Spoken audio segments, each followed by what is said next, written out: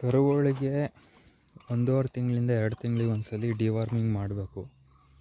ಹಾಗಾಗಿ ಇವತ್ತು ನಾನು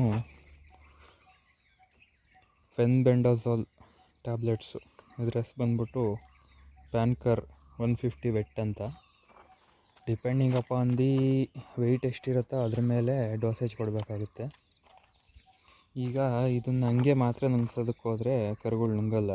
ಹಾಗಾಗಿ ಏನು ಮಾಡ್ತೀನಿ ಅಂದರೆ, ಇದೊಂದು ಬಾಳೆಹಣ್ಣು ತಗೊಂಬಿಟ್ಟು ಈ ಬಾಳೆಹಣ್ಣೊಳಗೆ ಇಟ್ಬಿಟ್ಟು ನಾನು ಆಮೇಲೆ ಕರುಗಳಿಗೆ ಕೊಟ್ಟರೆ ಹಂಗೆ ತಿಂತವೆ.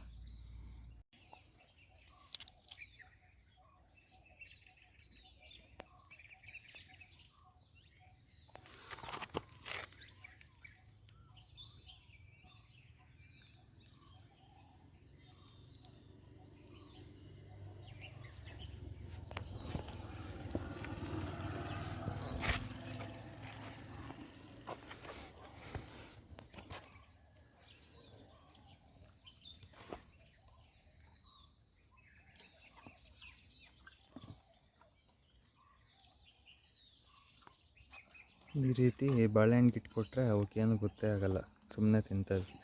ಡಿವಾರ್ಮಿಂಗ್ ಮಾಡ್ದಲೇ ಇದ್ದರೆ ಕರು ಗ್ರೋತ್ ಬರೋಲ್ಲ. ಹಾಗಾಗಿ ಪ್ರತಿಯೊಬ್ಬರು 1.5 ತಿಂಗಳಿಗೆ ಒಂದ್ಸಲಿ ಕರುಗಳ ತೂಕದ ಮೇಲೆ ಟ್ಯಾಬ್ಲೆಟ್ಸ್ ತಂದು ಹಾಕ್ರಿ.